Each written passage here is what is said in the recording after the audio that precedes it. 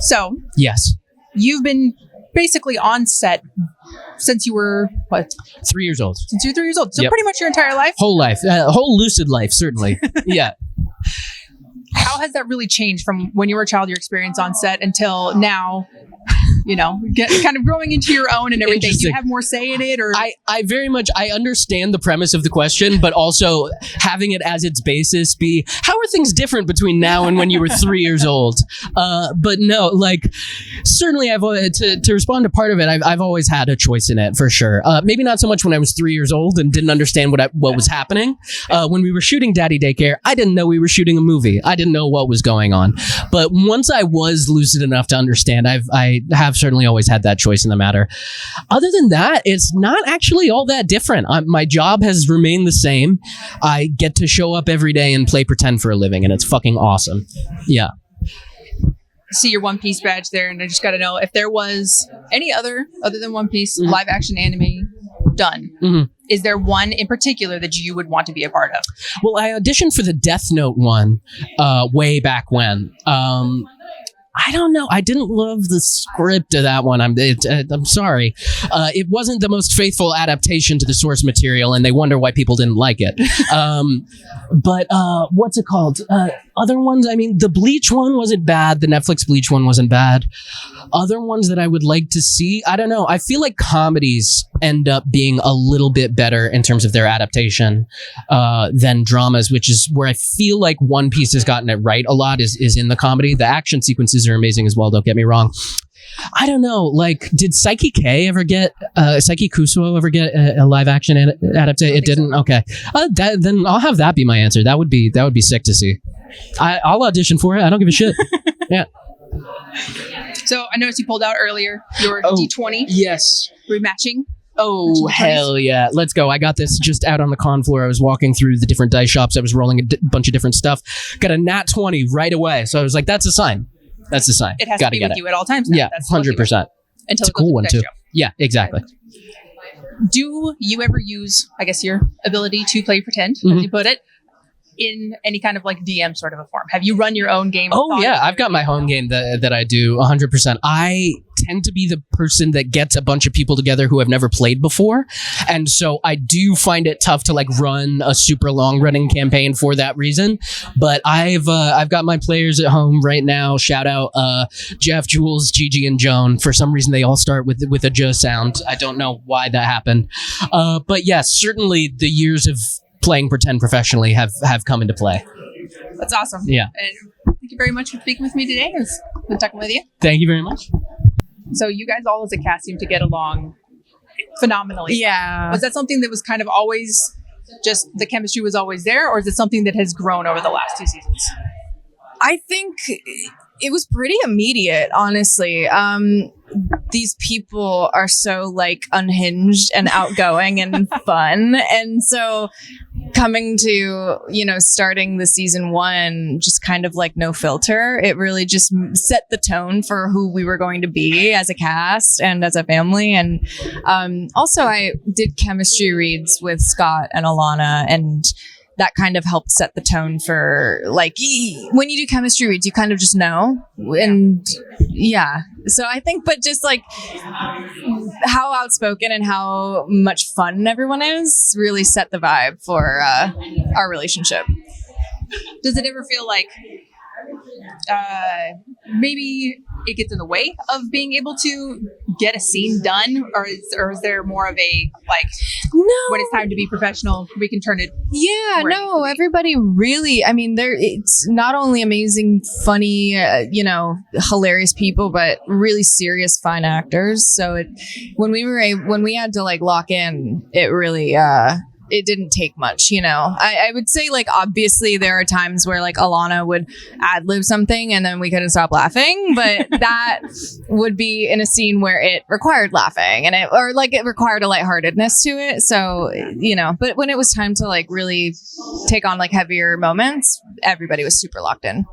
Was there ever anything that was just totally off the cuff and or that was a favorite memory, I suppose? And in an area like this, I imagine that happens quite a lot. Yeah. But yeah, the one I reference the most is the Max, like pulled a prank and got Scott like an 8 or 10 foot tall cast chair and put it in Matty and Susan's room, and it took up like half the room. It was like so huge. Scott was literally so tiny in it. I think I have a picture of it like up on my Instagram or something, but that was really funny. And everybody knows that I'm very gullible. So season 1, they'd like tell me to look in the closet, or like, and somebody would be in there and jump out and scare me. So there was a lot of that going on, which whatever. But yeah, Brought everybody a little closer. But I was like, I stopped listening to them after a while. I was like, yeah, okay. The learned experience started to. Yeah, exactly. But overall, just a good time on the set with your cast members and everything. Oh my God, amazing. Seriously. It's everyone says it, but they're family. Yeah. Well, thank you very much. It was very nice to meet you. Thank you so much. So now with Ted in season 2 and everything, you've done a lot of voice acting, and you've worked with Seth for a long time, and you've kind of had this ability to stay hidden a little bit.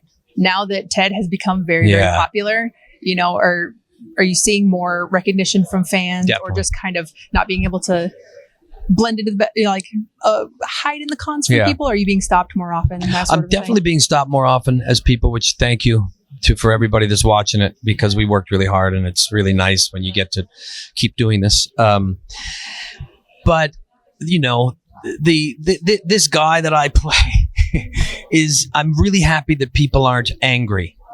You know, I played a really bad doctor on ER, and people would walk out to me going, "Hey man, I guess we like ER, but you're a terrible doctor. I don't want to." And I felt that, but I'm not feeling that from them, because I think they realize that I'm not this guy. Yeah. So I'm really grateful of the people that watch this show, and I'm really grateful that they don't judge me on how my character is.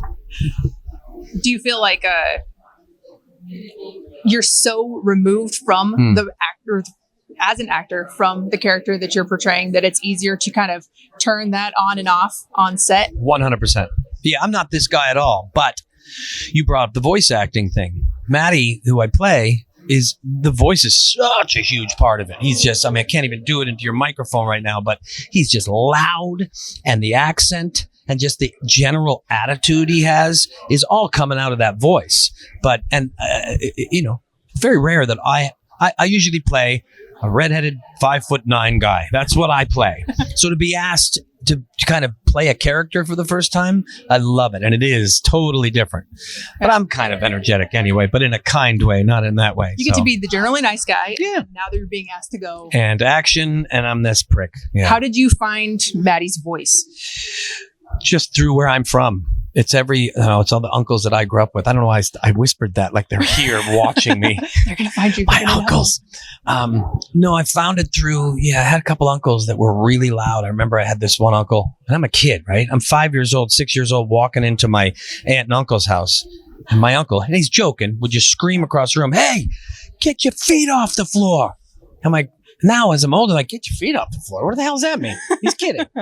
But it was that guy, right? And once you throw that accent into anything, if you just start talking like this, there's where the character comes from, right? This kind of belligerent, loud, angry person.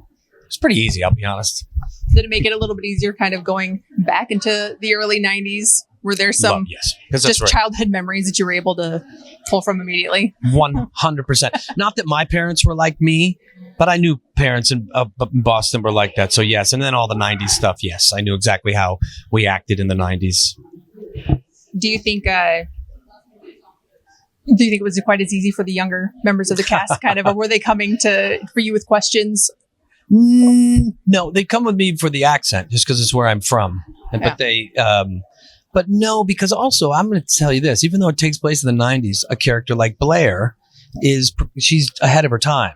So it's not like we played any of that, right? The parents can act like that time. But I also thought that Matty he stopped at the 70s and never moved on from that. So he stayed in the Impala. Oh, he stayed all the way back. 100%. Yeah. You have some very entertaining scenes all throughout, all of them. Is there anything, and also knowing that you have worked with Seth for so long, does anything surprise you anymore when it comes up, or just floating around ideas? Is there anything that just kind of like throws you or surprises you as far as like comedic or anything else with the show? Or are you just kind of used to his? I'm used to it. There are lines that, I mean, I love his humor so much. So I don't know if, can we swear on this? Can we bleep? Yep.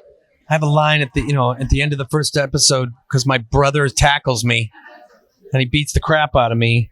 And I never forget reading the script and going, oh my God. And I just get up and I just look and I go, I took a shit. And that one surprised me because I'm like, Seth, you son of a bitch. Literally, his brother beat him up so much that he went to the bathroom. It's those things that surprise me. His humor still surprises me. Yeah, but it's not that reaction that you would expect, but right.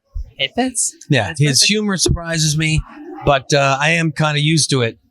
So when I watch it with people, they're like, what the hell am I? I know. I've been doing this for 25 years with him, so I'm kind of used to it. You're like, I was there. Yeah, I was. I might have ad-libbed that line. I'll be honest with you. Awesome. Thank you very much for talking with me. It was a pleasure to meet you. Pleasure. Oh, look at us. Well, thank you. Well, someone has some class in this joint, bringing me my own microphone. Just for you. Specifically for you and nobody else. Thank you. So, now that I get my composure back, not nearly as skilled at it as you are. It's cute. Does it take you very long often to gain your composure? Hold on. All right, we're going to do that one more time. And action. I'm not as good at getting my composure as you are. How is that working with all of these fine young fellows on TED? Does it happen to you very often where you're just thrown and have to get pulled back into the moment because they've just done something bizarre once again? Just the fact that I get through the day is insane.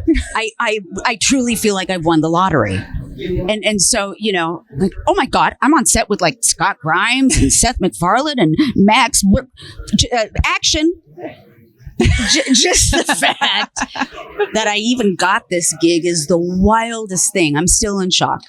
And you have so many like fun interactions, not just with the cast, but with the guest actors and everything too. Like, has it just been just a fun experience? It's so much fun. Oh my gosh, it's so much fun. It's everything you think a fun comedy being filmed should look like. It's that. Does it feel like maybe? Let's see, how do I put this without sounding? Get it out. Don't worry about it. Stream of consciousness. I don't judge. Does it feel like maybe the interactions and everything that you guys have and the chemistry that you guys have, right? Do you think that makes or translates strictly into the TV show? I think casting is everything. Casting is absolutely everything. I was the last to be cast because Seth has only seen me in these ridiculous, tough, roles. Like almost like the closest maybe to Susan was I don't know, the lesbian from the Brady Bunch movie, Noreen. That was about it. How do you go from the Last of Us to? Yeah, he's like, okay, this. I mean, how is she going to sustain that? Because you have to sustain that kind of energy for about 3.5 months. Yeah. So it took a long time to try to like convince him. I swear I can do this. And then he was convinced, and so here I am. How is working with him and knowing just kind of that sort of out of nowhere kind of humor? Oh. Is that changed kind of your perspective on the show, or just kind of have you gotten used to it at all? Oh my! Is that possible? There's never any getting used to it because it's just so much bigger than me. To me, it's like, whoa! Look at that amazing line. It's so great. It's so. I just don't know how these writers come up with such incredible ideas. To me, there's nothing like it being a part of this. Now that you guys are in season 2, does it seem like the way that the writers are coming up with things are kind of channeled through the way that you guys interact interpersonally, or just you, now that they've seen you through season 1, they're like, oh, she would be great to do this, or to say this? It's character driven. They follow the characters. I think they just like, where would Susan be? What would Ted be doing in this situation? What have I always wanted to see him do? And it's the cool thing about having Peacock as your boss. Oh, they give you the keys to the playground, and they're like, bye, call us if you get arrested, bye. They're like the most amazing parents ever. Oh, that's awesome. Thank you very much for speaking with me. It was lovely to meet you. Thank you. Lovely to meet you.